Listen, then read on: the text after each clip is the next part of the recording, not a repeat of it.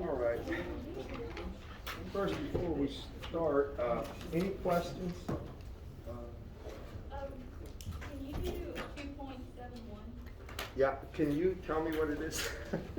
Just give me, I know it's got resistors, just give me the layout. Because I'm sorry, I left my book at home when I was in a mad rush down. Is this got, anybody up there? Current source down. Current source here going down? Yeah. What's the value? 4 milliamps. 4 milliamps, go ahead. Go to the right and then down there's another resistor and battery. What's the resistor? Oh, in series with a battery? Yeah. The resistor is 6K and the battery is 12 volts with positive on the bottom. Oh, okay, good, good. 12 volts, go ahead. Alright, then go over again. There's a What problem is this, by the way? Thank you. Go ahead. There's a resistor up there. Straight this way? Yeah. 3K. Go ahead. Go down, there's a resistor and another battery. In series? Yep. Like this? Okay, what is R? The first one's 3K. Yeah, that one's 3K. This is 3K? Okay. And then the battery's 12 volts with the positive on top. And we're looking for the voltage of that 3K resistor on the right. Top This right. one? The next one. This one? Yeah, that Top to bottom? one. Yeah, top to bottom. All right. So they want this voltage, call it VI. Is this the problem you're talking about? This is a great problem because what it's doing is forcing you to think in ways maybe you don't like. And I'll get to what I'll make the point in a second. So we're going to source trans, we could do it anyway, by the way. It doesn't matter if we use source transforms, Thevenin, nodal, right? We could use that. It doesn't matter. You'll get the same answer every time. You got me on this class? That way you can check your answers if you feel so inclined. And I do that, by the way. If I have two methods to check myself, I usually do it if I'm a little concerned. So when I do this with source transforms, the thing I told you was, first thing is you don't remove that. You could take it out and put it back in, just circle it. You're not going to do anything with that until the end. Got me, class? Everyone? Now, source transforms basically take parallel current and sources with resistors and turn them into series resistors with voltage sources. And then you combine things, correct, everyone? Okay? All right, let's do it together. This is drawn right, correct, class? Now, isn't that right? You all see I can turn this thing into a current source, right? It's got a series resistor, right? With a series voltage source. What people are used to seeing is this, though. They like to see this. Well, there's no this there. There's the point. Y'all follow me? This is the point where you literally will replace that with a parallel current source and resistor. How many see this, people? Can you all see it in the back there, far back? All right, so what you'll notice the positive is down, right? Means the current source is going to be directed that way. Y'all follow me? So I would take 12 and I would divide it by 6K, and that would give me 2 milliamps down. How many see that? Y'all see it? So I'm going to do that, and it would be in parallel with that resistor. So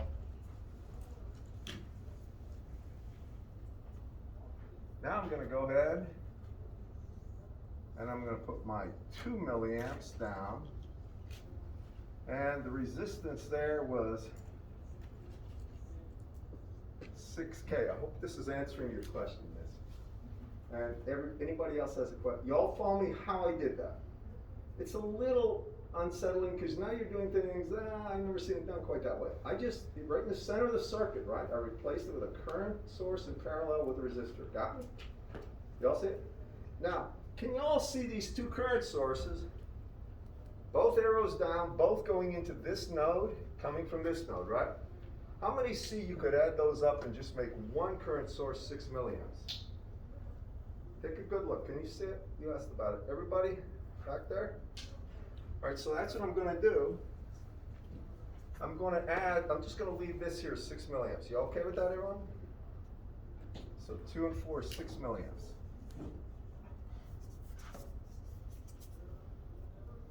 Dr. Bukinski. Yeah. So On,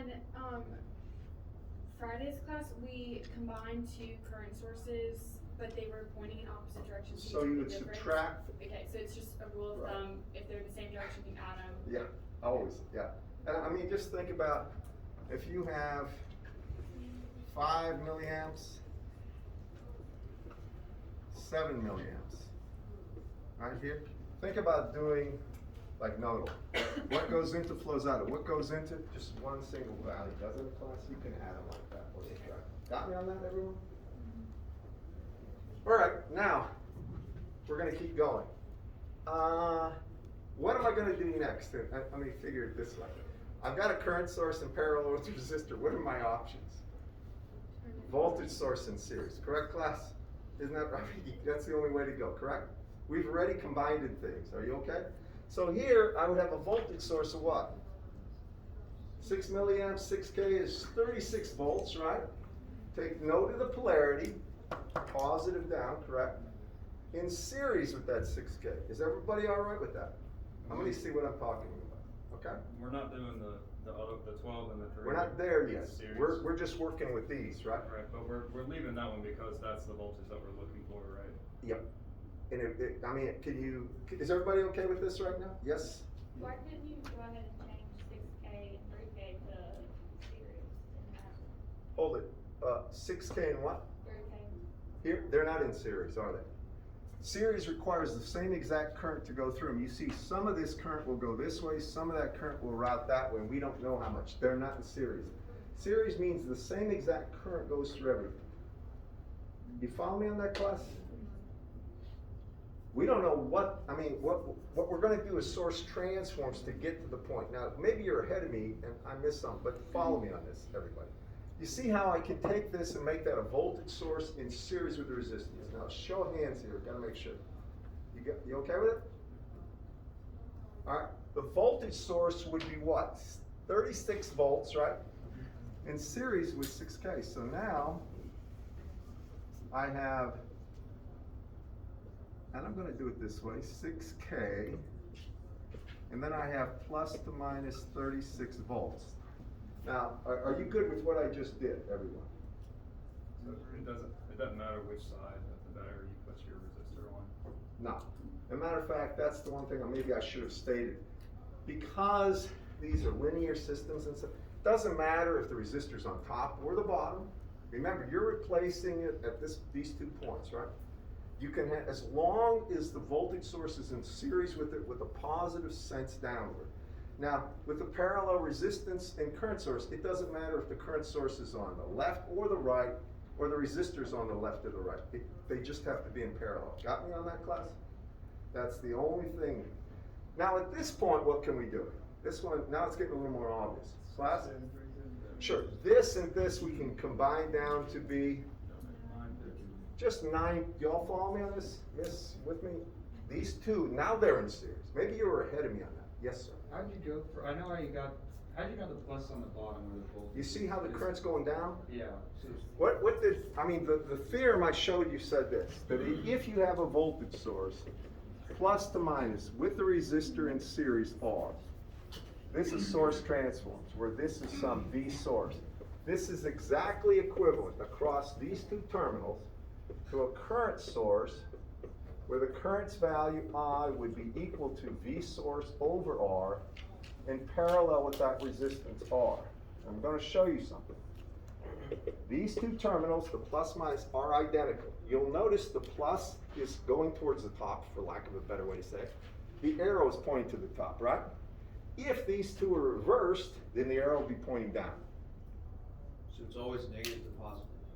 Well, I mean, the arrow points the direction the current's flowing. Yeah. I don't, usually when I say negative or positive, that is a label I use on voltages with respect to something. Right. Here, the direction is up, for lack of a better term. Okay? Got me on that, everyone? Now, this is always true. And look, here's something for you. You want to prove it to yourself? Do this. Suppose we make VS 10 volts. We make this 5 ohms. And now I'm going to say, well, then this volt voltage here, if I make R here equal to 5 ohms, this voltage from here to here will be plus to minus 5 volts. Do you agree with that? Right? I mean, I got a series resistance, I put another resistance, both 5 ohms, I got 10 volts in series with them, 5 volts there. Do you all agree with that? All right, now come over here, let's see if it works. Here, if I have 10 volts in series with 5 ohms, that would be 2 amps of current going this way, right? Y'all follow me? Now, I've got a resistor here equal to 5 ohms, right? Or 5 ohms. And I got another one I just put across at 5 ohms, right?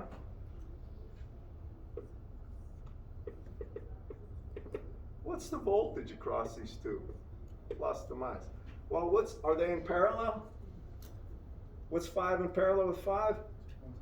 2.5, right? Times 2 is 5 volts. You see, you get 5 volts there, 5 volts there. Y'all with me on this class? You can prove it to yourself no matter what I put across here.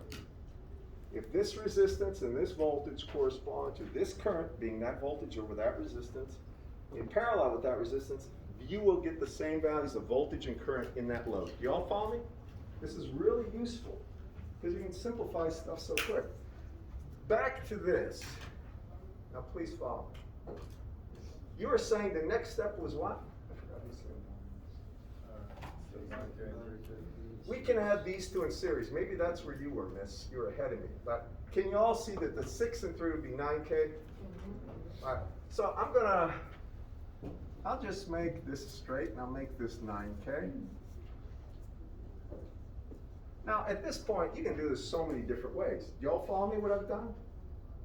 What's one way you could do it? Well, you could just do a loop equation, say sum of the voltages around any closed loop is 0, right? And you could solve for the current. Do y'all agree with that? That's one way. There's a lot of ways to do this. Let me try to get rid of some of the, this is 9K. I'll try to make this a little neater. This is 3K, right? And that was minus the plus. Do y'all agree with that? Now, here's another way, and this is the way I would do it personally. I see I have 2 voltage sources in series. Do you agree they're in series? Because the same current must flow. I can combine them, can I? Into one. Start at the negative, doesn't matter if there's a resistor here or not. I go from minus to plus 36, from minus to plus 12. You see that's equal to just what? It's equal to 36 and 12 or 48 volts. Do you all see that, class? 48 volts driving current in this direction. You all with me? Give me a show of hands. You see it? Yep. You said it doesn't matter if there's a resistor in between. I could put the 9K here if I wanted, because some of you will, right? If I put 9K here, now think about it. I know the sum of the voltages around any closed loop is going to be equal to 0, right? Y'all with me? Well, I can start here, so I've got plus 36, right? And then you can do it this way if you want. You agree current goes from plus to minus, right? So I could say plus 36, then I would have minus, what? 9K times I, then I'd have plus 12, right? Then I'd have minus 3K, right? Times I equals 0. Do you agree with that? Now my point is this, you see how that 36 and 12 add right there? All right. And that would just be 48. Then if you wanted the current, you'd take these two to the other side, you would have 12Ki, right? Equal to 48, correct?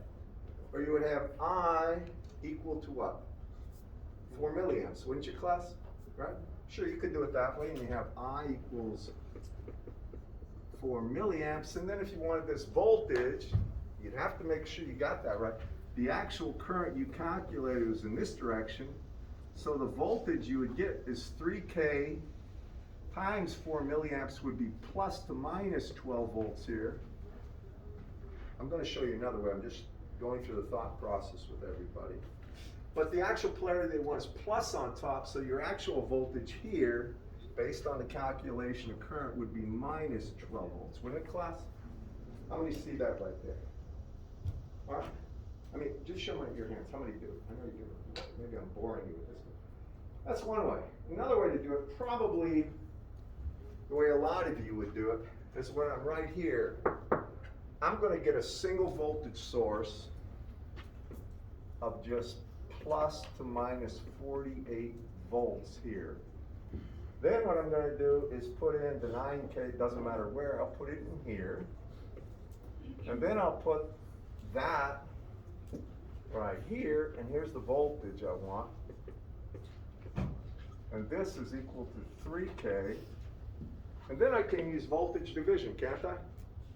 Now you'll notice the negative is on top, so you put a minus the source voltage, which would be minus 48 times 3K over 3 plus 9K. The K's cancel, right? And sure enough, you get the same value, minus 12 volts, don't you? How many see this right here? Good? And did you have another question, miss, or not? And I want to tell you, a lot of these things, I appreciate questions. There are no dumb questions. Please come see me. Oftentimes, there's a subtlety that you don't see. That just a trivial little thing that's keeping you from understanding. So don't worry about it, okay? All right. Any other questions before I go on? Yes. Could you do 2.77? I got a feeling I'm gonna. Can you help too? Can the whole class help me do this one? For starters, draw it right.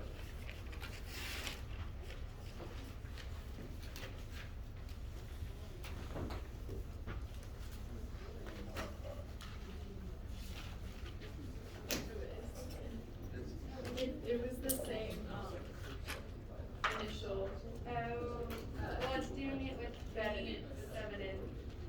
You wanna do that problem with 7? Yes, sir. All right. It starts with the 4 milliamps going down.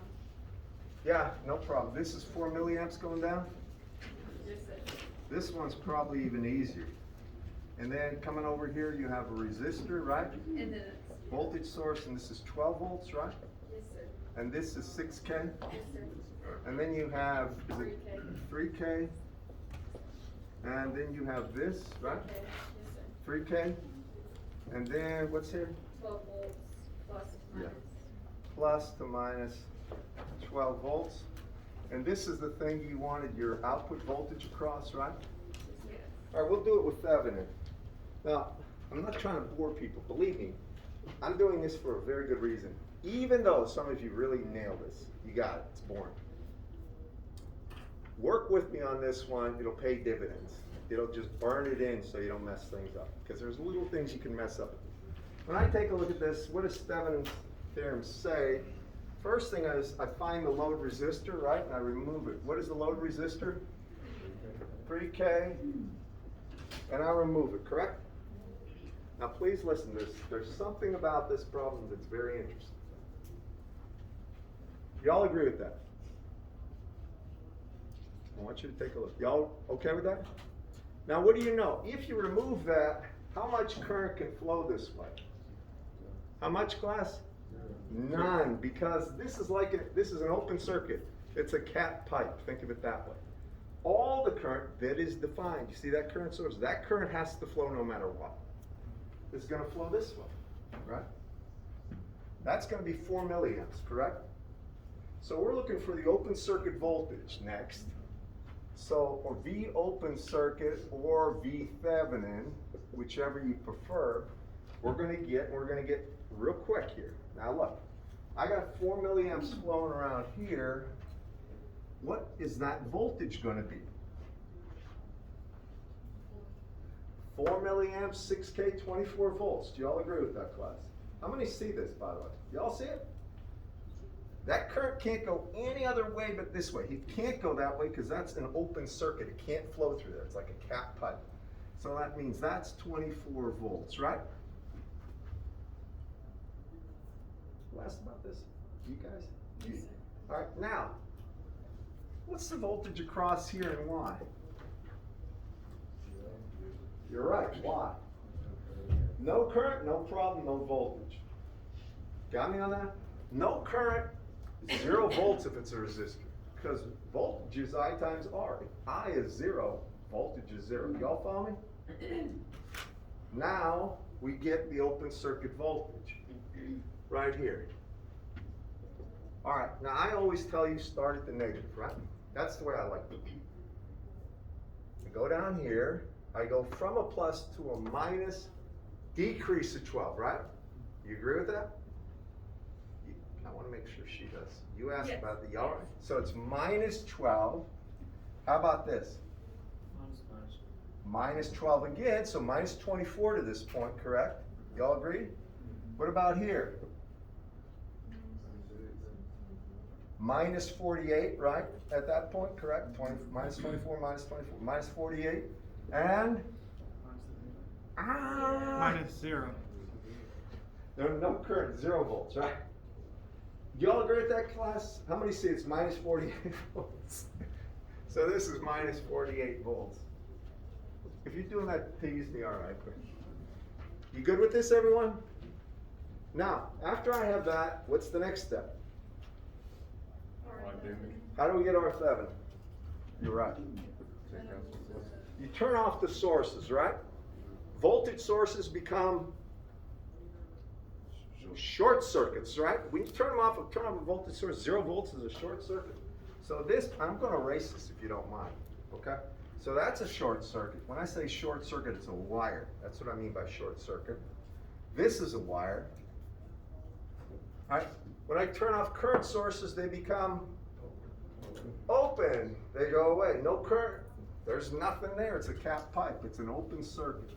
Correct? Now, I wanted the voltage there. I'm sorry, the resistance there, not the voltage. Right? So what's the resistance between those terminals? Y'all see it's 9K? Give me a show of hands if you do. Right? This should be something where it becomes obvious. Yeah, I got this one on board. Sure. That's going to be 9K. Now the next thing I do is assemble the Thevenin equivalent circuit without the load. I put the load in last. You with me? So here I got minus 48 volts. This is the way I draw minus 48. I don't put V equals minus 48 and put a plus minus. I make it minus the plus. That's the actual polarity. Y'all with me on that? Minus 48 volts. Then I put a series resistance of 9K, right? Now here are my terminals.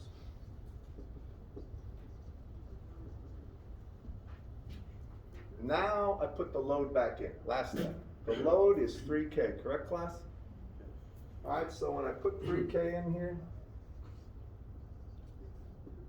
what's V out going to be? It's, by the way, this is the same circuit we resulted in last time, isn't it, when we did source transforms?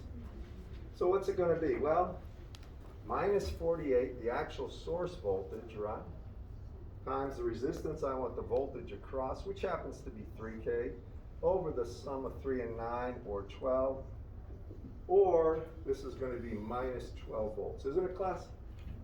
All right, how many, did that answer your question? Yes. Now, I can work them for you. Most of this stuff, if you see it after you about 3 or 4 problems, it becomes pretty clear what you need to do and why you need to do it. Do you agree with me, class? Any other problem before I continue?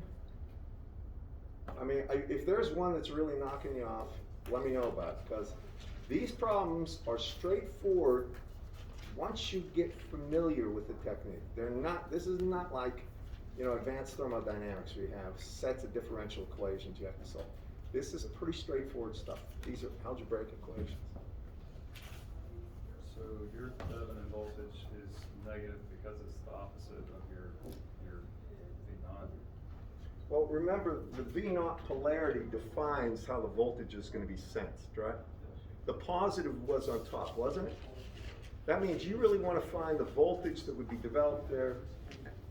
This measured plus, this measured minus. And you've measured car battery voltages or something like this. When you have the leads reversed, you get a negative, don't you, class? All right, it's the same here. Everybody okay with this? All right. All right, now let me go on. to bigger and better things. And this is going to be transients. And I want to say one thing. In the textbook, he treats this very casually and assumes that you solve differential equations with Laplace transforms every day of your life. He gives like 1 or 2 examples and then bang, all right, now we're going to solve some stuff. I know from teaching this in the past, that's not true.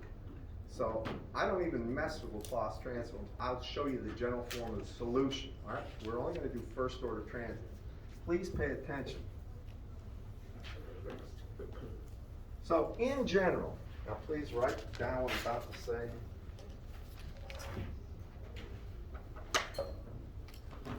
In general, these are going to be for RC circuits and call it transients. And really, they're going to have switches.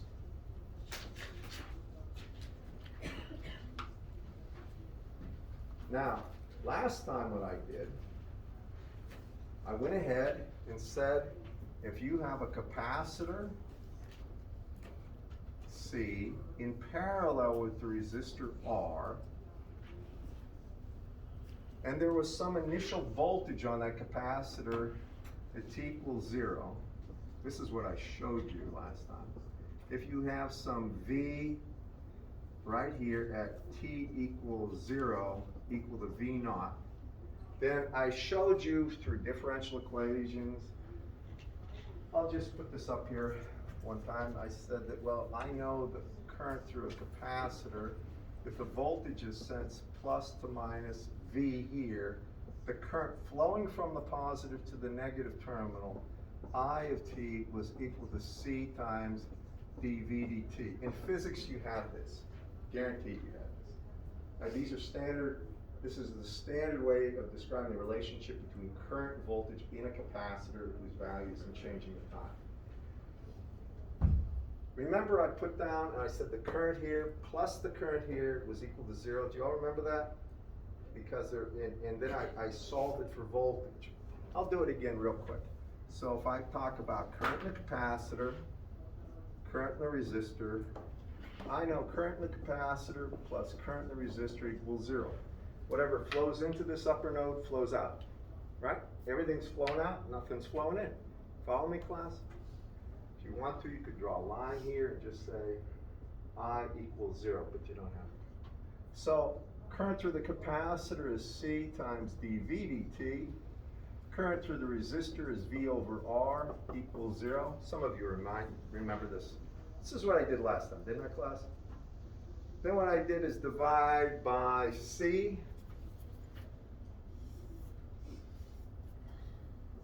Now I have a first order linear differential equation, if you remember that. And then I took that to the other side, and I have minus V over RC is equal to dV dt. I'm just showing you how I'm going to do it. I can do it with Laplace transforms. If you want me to, I will. This is easier. This is the way you were taught back in the day. You took diffie-q. And you know, diffie-q is, and in calculus, integral differential equations or different summation equations, that is the underpinnings of all engineering, because that's how we describe phenomena. When I come down to this thing, now I divide both sides by V and multiply both sides by dt. So I get this. Y'all remember that? And finally, what's my next to last step, almost last step. Integrate both sides, right? We don't care about differentials. We want a formula for macroscopic measurable variables. So when you integrate both sides, the integral of dV over V is natural log of V, right?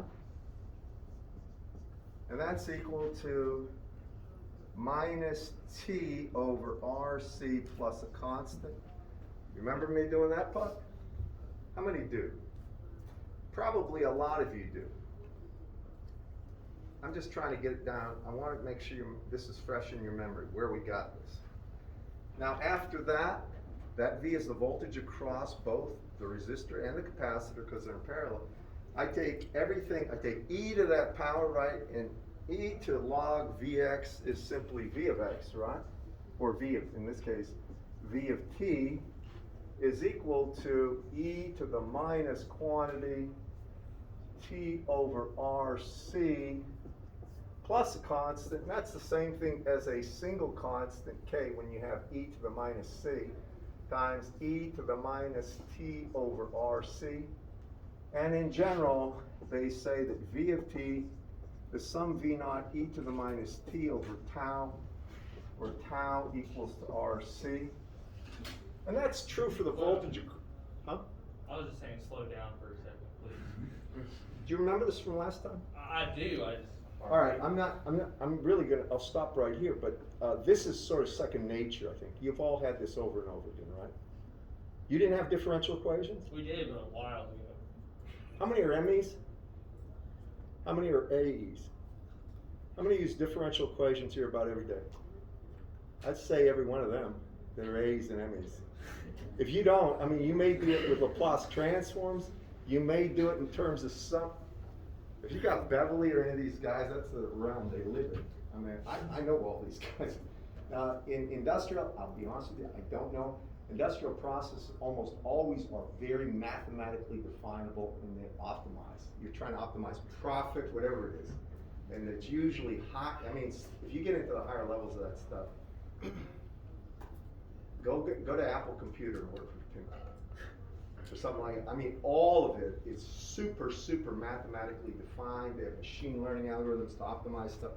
Nothing is left to chance. It's not, well, it feels good to do it. No.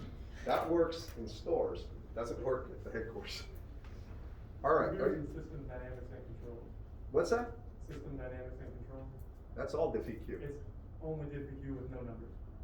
And it's applied to anything.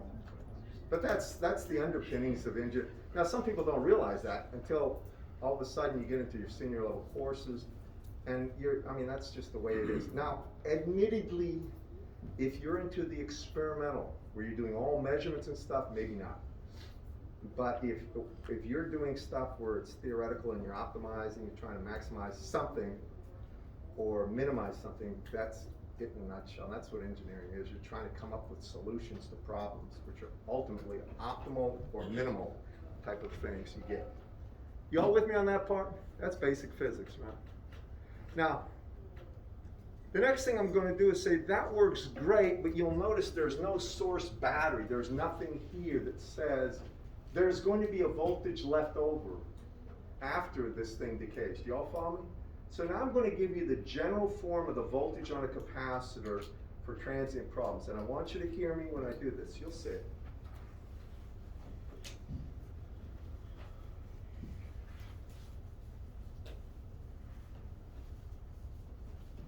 And I should say one other thing. Because so much quantization and digital signal processing happens, instead of differential equations, you have difference equations most of the time now in the world that I live in with radar. And instead of integral equations, you have summation. So you have the equivalent, only they're discretized. And I mean, that's the realm you live in. You can't help it. So now, here's the general form. General form for solutions to RC transient problems.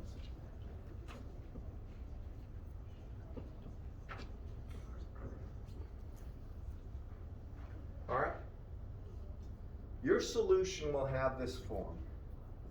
You always worry about, the only thing you worry about is the voltage across the capacitor. Now I'm going to show you some circuitry. I just want to put some things down first before I do. It's always you're worried about the voltage across the capacitor. And it's going to have the form of K1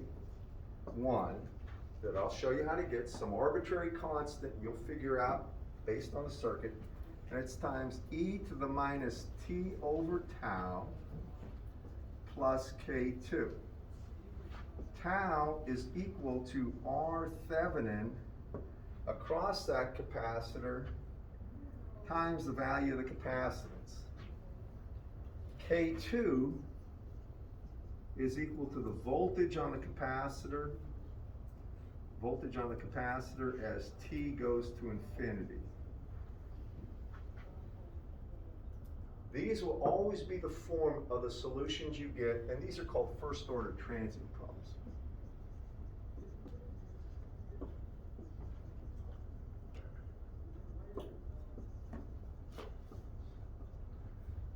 All right, I mean, it's just the way it's going to be. Now, when I say this, it means that the sources we talk about never change with time. It will be either a current source or a voltage, just call it a battery, and nothing changes with time. And let me give you an example of this. If I had this, for instance, suppose I have a battery, plus to minus 10 volts, and then I have a resistor, and call this 20 ohms, and then I have a switch. This is the symbol for switch. They just have something, you've seen these old Frankenstein switch things, where you basically have something where you physically make the contact, where you throw it down. Y'all with me on this, class? This is a wiper arm, and it's saying at t equals 0 is when this thing goes from this point to this point. When it's at this point, it's open circuit. Do y'all see that? Then when the wiper arm closes at t equals 0, it's a short. This is called a switch. They'll have different terms for this in different majors, but ultimately it's a simple electrical switch. Then there's going to be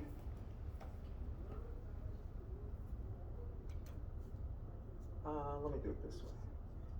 A capacitor like this, and I'll say C is equal to 5 microfarad. Micro is 10 to the minus 6. Now what I want you to do is tell me what the voltage is across this capacitor for t greater than 0. I want to know what this is. Y'all with me? Now I chose this for a reason. I'm going to go through the steps. How many remember seeing problems like this in physics? These are transient problems. You saw them in every way, shape, and form. You had inductors and capacitors with resistors, and you had some form of switching, or they charged the capacitor or had a current in the inductor, and they wanted to know the general form of the solution. Now, these are just standard things you see over and over. Now, let me just be a little more clear with the steps you do, all right? And the order isn't important.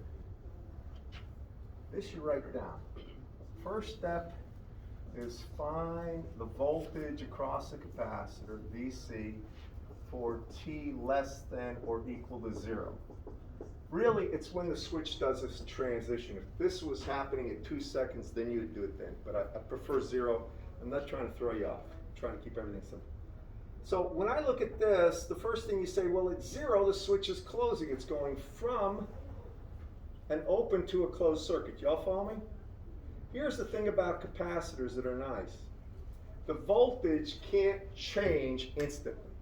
The current can, but the voltage, I erased that. Since C dV dt is I, to get V, it's 1 over C, the integral of I dt. It means it takes some time for current to flow before voltage is appreciable. Do y'all follow me? So what that means is the voltage just before the switch closes is the same as the voltage just after the switch closes. And at t equals 0, what is it, just looking at that circuit? How many see it's 0? Yeah, do you all see that? I mean, this switch hasn't closed. And unless I tell you something about an initial condition, you assume it's 0. The voltage there is 0. Do you all see that, class? So you simply say this is 0. Here's how you do it. The second thing you do is find the voltage on the capacitor as t goes to infinity. Now here's how you do this. And this isn't in the book, but I'll show you the trick. You know, a real capacitor is a couple of pieces of metal with some dielectric, some insulator between them. How many know that? I mean, when you think of a capacitor, and there are a lot of things that are represented as capacitors in the real world. All sorts of industrial devices that some of you industrial engineers would be dealing with. All sorts of things are simple. They're shown as an electrical capacitor. Well, when there's nothing changing with time, no current can flow through it. Do you all see that? Because remember, the current through a capacitor is C dV dt. As t goes to infinity, nothing changes with time. Everything settles out to a rest state. Y'all follow me? That means the current's zero. Try to make sure I give you something that's a reasonable explanation of why you do it this way. Does that make sense to everybody? Well, if nothing flows, then this is an open circuit, isn't it? Can you all follow me on that? As t goes to infinity, this looks like a couple of, it's just two pieces of metal with an insulator, nothing flows. So really, as t goes to infinity, this circuit looks like this. There's 10 volts. There's a resistor 20 ohms. And here's the voltage across the capacitor, right? At t goes to infinity. Isn't it, class? I said it would look like an open circuit because nothing changes. How many understand that? Right? Capacitor looks like an open circuit as time goes to infinity. Well, what's the voltage there? Now just think, reason this out. How much current is flowing? Let's try that. How many see it's zero? If you got an open circuit, no current, if no current flows, what's the voltage drop across that resistance? I times R, 0 times anything is still 0 if that anything isn't infinity, right? So if you start the negative terminal and go to the positive terminal, you see it's just 10 volts, isn't it, class? And that's because the capacitor looks like an open circuit for t go to infinity. Y'all follow me, class? All right, so this is equal to 10 volts. Now, the next, and I'm trying to make sure you see this, the next thing you do, and this is, I know, this is a little strange, is find R Thevenin across the capacitor. Now I gotta make sure you see this. Well, you just got into R Thevenin and Thevenin circuit just a few lectures ago, so it's a little bit new. But now when I say find R Thevenin across that capacitor, it's like treat that capacitor like the load and remove it. Y'all follow me? And find the Thevenin volt or Thevenin resistance. So if I just remove this capacitor and I'm looking between these two terminals, what is R Thevenin going to be?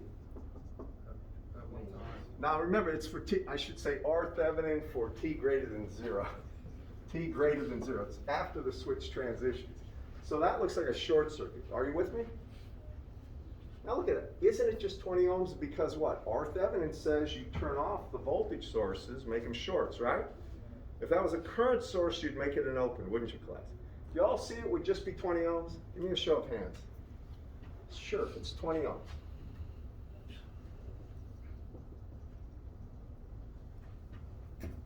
Now, you go to that equation over there, this one right here, and the first thing you do is find the time constant. So I'll put it right here. Fourth thing is going to be find tau. Well, tau is RTH, right, times C. Let's just take a look at this. So I have 20 times C, and my C I erased. Was that 5 microfarad? Yeah. Thank you. So it's 5 times 10 to the minus 6, right? Micro is 10 to the minus 6. I should have put 20 k ohms, but 20 ohms is fine. So this is going to be what? That's 100 times 10 to the minus 6, or 10 to the minus 4th, right? And the units would be seconds for tau. R times C would be seconds, and I won't go into the reason why. Do you all see this, class? I'm on the hairy edge of what you can see. Oh, and I probably should be over that way, my bad. You okay with that? All right, now, finally, when I come over here and solve for VC of t, just watch me on this. I got VC of t is some K1. I don't know K1 yet, okay? That's the coefficient there, equal to K1 e to the minus t over tau. I know tau, but I'm going to just leave it as tau. Plus K2. K2 is the voltage as t goes to infinity. You see how it's 10 volts? Good with that, everyone? And you see that will be the voltage as t goes to infinity, right? Because in this equation, when t goes to infinity, this term goes to 0, doesn't it? Right? E to the minus infinity is 0, isn't it, class? So it will go to 10. Now, the last thing you have to do is find K1. This is a boundary value problem. We know the voltage as t goes to infinity is 10. What is the voltage at t equals 0? Look up there. 0, isn't it? This isn't the first thing we found, right? 0, isn't it, class? Because the switch just goes from an off to an on state. So now to find K1, the last step would be 0. That's the voltage as t equals 0 is equal to K1. Well, remember here t is 0, right? So e to the 0 is 1, isn't it, class? Plus 10. So what is K1, class? Minus 10 volts. Do y'all see that? Yes, sir. Could you run through that one more time? I Sure. don't understand how you got that equation. When I look here, this is the equation that I had here, right? I said it was the general solution. The one I showed you was this in the beginning, right? And then I said I didn't have sources. If you have a source, you could get a final value that's non-zero, so I put it in there for the voltage. With me?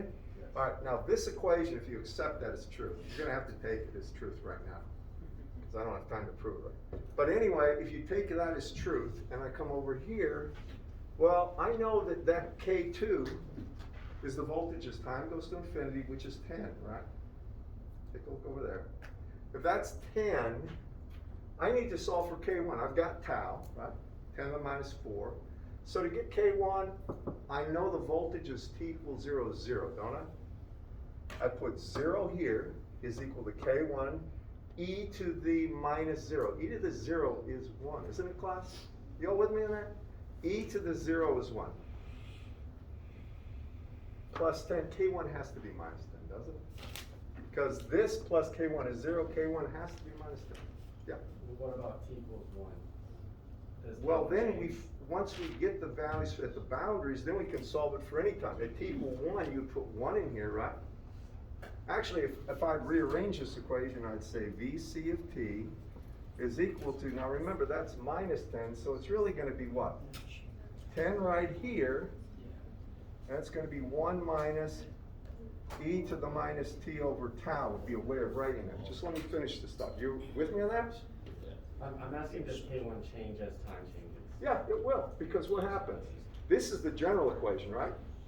The value of the voltage at 0 is going to be 0, right? T equals 0. The voltage, value of the voltage as t goes to infinity is 10. At 1 second, you would have to solve for e to the minus 1 over tau, wouldn't you? And you'd have to subtract it from 1. You see that? All right, and frankly, if you wanted a sketch of it, it would look like this. If this is the volt versus time here, voltage on the capacitor, it would be doing this. And would asymptotically go to 10 volts. Okay. All right. Don't freak out about this. I'm gonna think of about, I wanted to do a bunch of problems. I'm gonna do some problems, but that's the first, this problem kind of showcases some things you're very uncomfortable with, which is, well, how do you get the values for these things when there's a transition occurring? Now, all right.